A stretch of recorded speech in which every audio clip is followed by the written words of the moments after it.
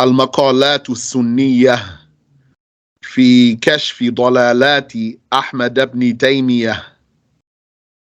The Sunni articles in exposing the strayings of Ahmad ibn Taymiyyah.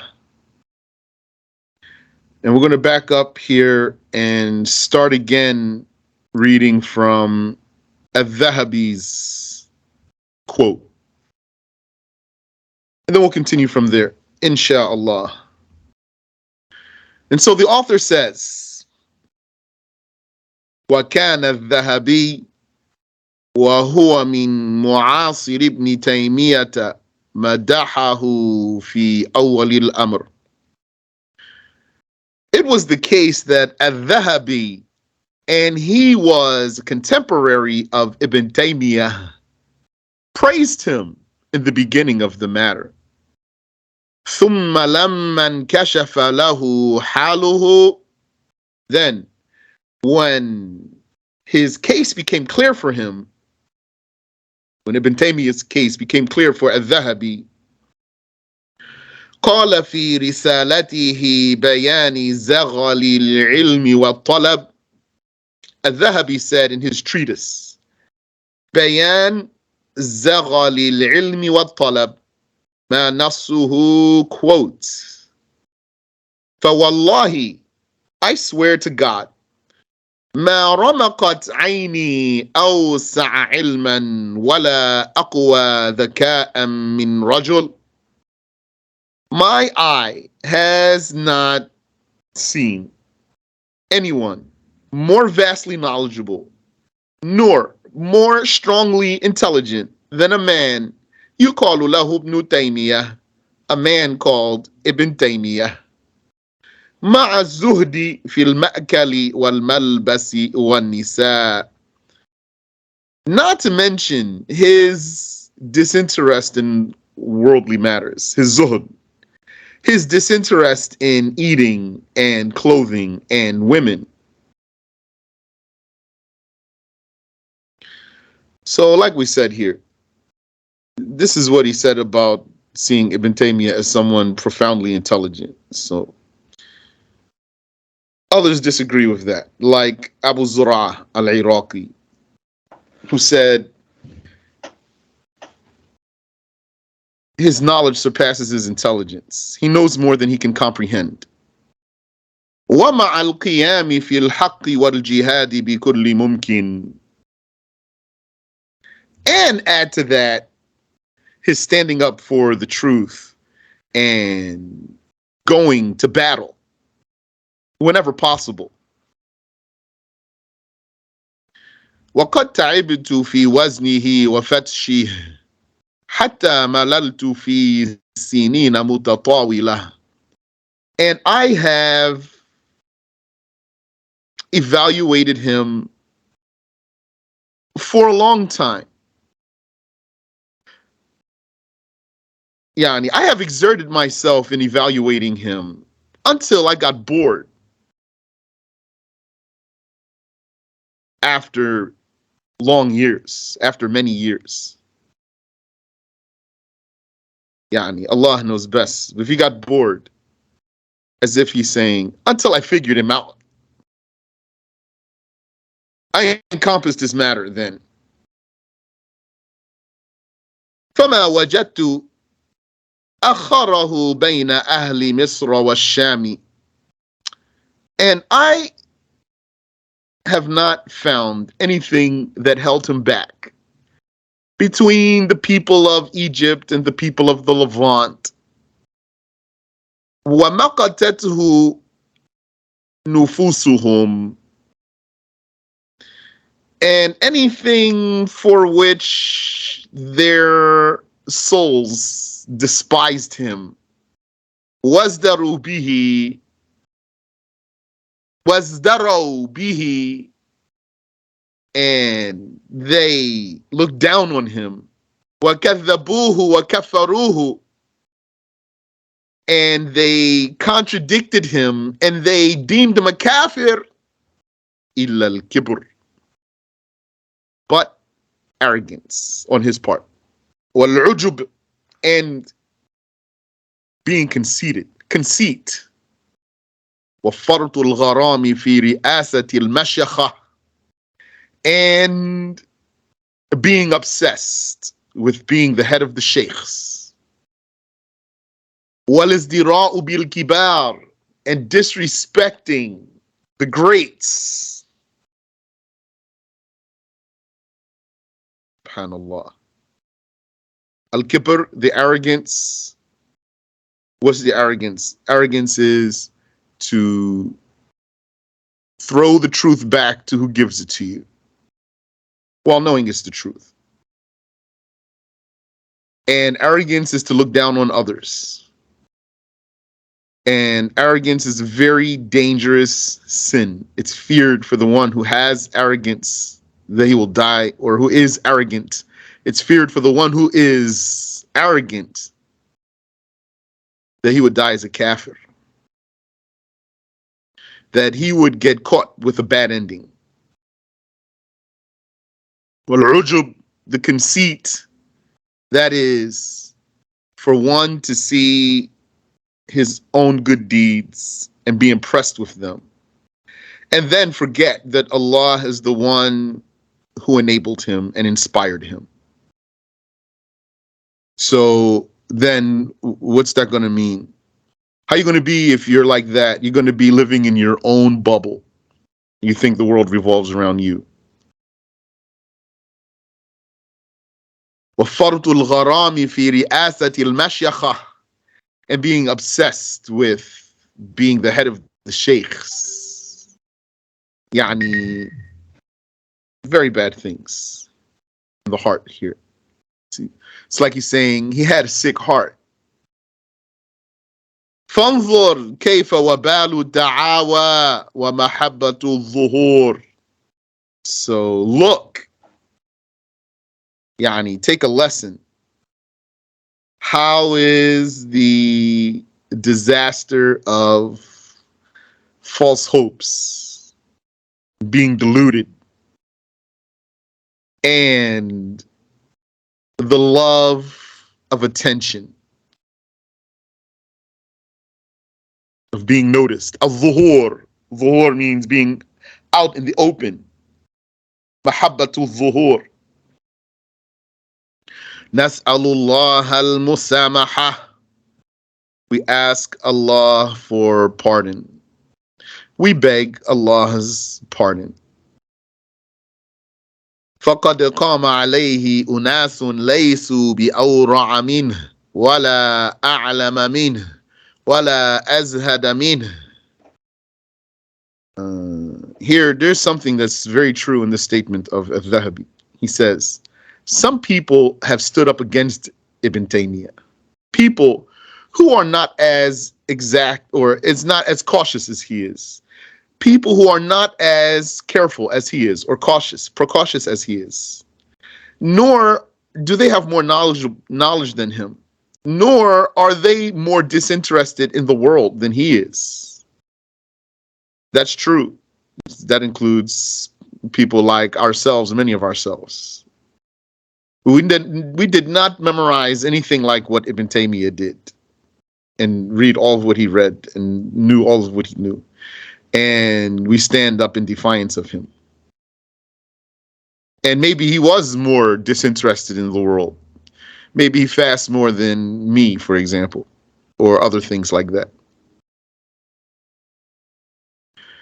بل يتجاوزون عن ذنوب أصحابهم. In fact, they overlook their own fellows' sins.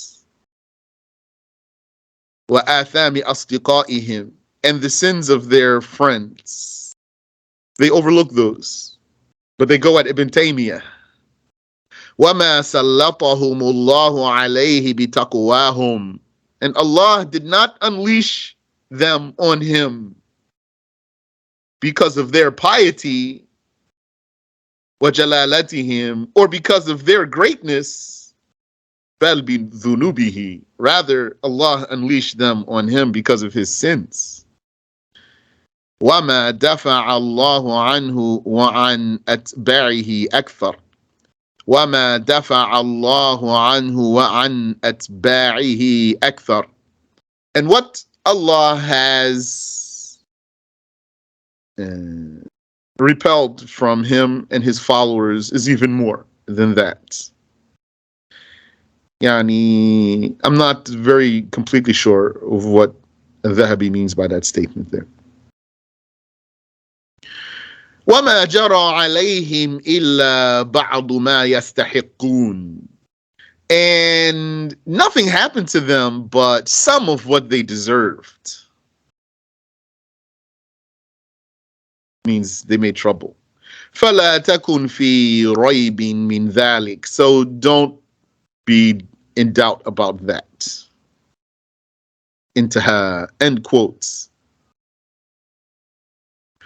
وَهَذِهِ الرِّسَالَةُ ثَابِتَةٌ عَنِ الذَّهَبِيِّ. And this treatise is confirmed from Adh-Dhahabi, because the Wahhabi will deny it and say, no, it's not confirmed. It is confirmed لأن الحافظ السخاوي نقل عنه هذه العبارة في كتابه الإعلان بالتوبيخ. Because Hafiz as-Sakhawi logged that about him. He logged this expression about Adh-Dhahabi, yani, he confirmed it. As-Sakhawi confirms that this is Adh-Dhahabi's book. In his book, Al-I'lan bit-Tawbikh. Here, this statement here, we'll skip that. وقال في موضع آخر فيه. And he said in another spot therein. And he said in another spot therein, فإن برعت في الأصول وتوابعها من المنطق والحكمة والفلسفة وآراء الأوائل ومحارات العقول. This is Adh-Dhahabi. He says, and if you were a prodigy in the fundamentals and whatever fields or topics are offshoots of that, such as logic. I'm going to say logic here, not reasoning. Min al-mantiq, but no questions here about this. Logic, wal hikmah, whether it were logic or wisdom or philosophy and the opinions of the ancients, as if that's the same thing. Wal falsafa wa a'ra'il awail. Al awail, that means the ancient ones. That means the philosophers. So ara al awail means the opinions of the philosophers. Wal falsafa, so he says, if you were a prodigy in the fundamentals and its offshoot topics, whether logic or wisdom or philosophy and the opinions of the philosophers. So that's how I'll translate that. Allah knows best. وَمُحَارَاتِ الْعُقُولِ, and perplexing puzzles. Things that are puzzling to the mind. You were an expert at that. Yani, you can do the Rubik's Cube in 2 seconds, 3 seconds, no matter what. وَاعْتَصَمْتَ مَعَ ذَلِكَ بِالْكِتَابِ وَالسُّنَّةِ وَأُصُولِ السَّلَفِ. And with that, you held fast to the book and the Sunnah and the fundamentals of the Salaf. وَلَفَقْتَ بَيْنَ الْعَقْلِ وَالنَّقْلِ.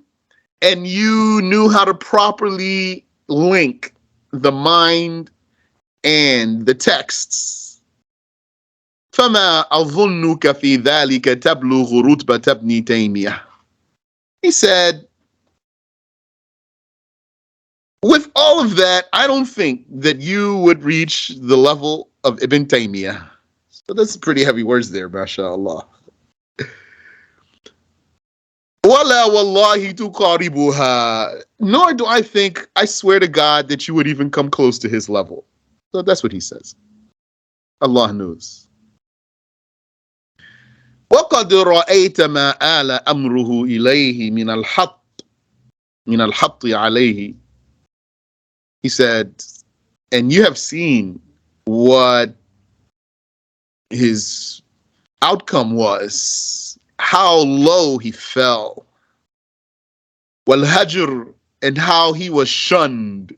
وَالتَّضْلِيلِ, and how he was deemed, how he was deemed misguided. وَالتَّكْفِيرِ, and how he was deemed a kafir. وَالتَّكْذِيبِ, and how he was contradicted. بِحَقٍّ وَبِبَاطِلٍ, sometimes correctly and sometimes incorrectly, sometimes rightfully and sometimes wrongfully.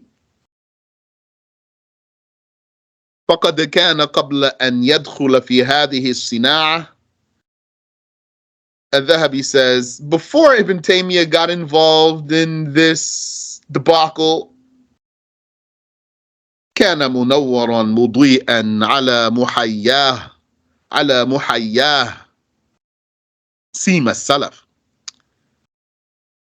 He says, before that, he was bright. He was glowing. His face was shiny. He had the trace of the Salaf on him. ثم صار مظلما. ما شاء الله. Then he became dark, مكسوفا eclipsed. عليه كتمة عند خلائق من الناس, gloomy to many people. ودجالا أفاكا كافرا عند أعدائه, and he became an imposter and a mendacious liar and a blasphemer according to his enemies. ومبتدعا فاضلا محققا بارعا عند طوائف من عقلاء الفضلاء, and he became a trailblazer, a meritorious, precise, excellent prodigy according to a group of intellectual greats.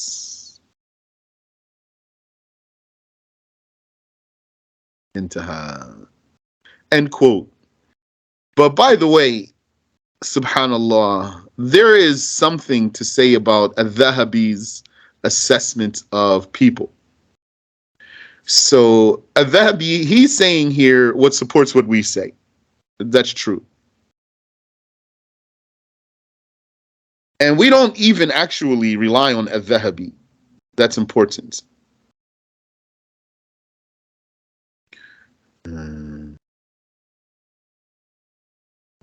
We don't say he's trustworthy. But he was a hafiz of hadith. And he was an assessor of people. But there's something to be said about his assessment of people. It was said that he has a bias against the Ash'ari in his assessment. So, now personally I haven't studied his stuff and I couldn't tell you some instances that I can describe for myself. But it's said, I heard more than once, that he has a bias against Ash'ari. So he will, if he could, he'd take a shot at an Ash'ari.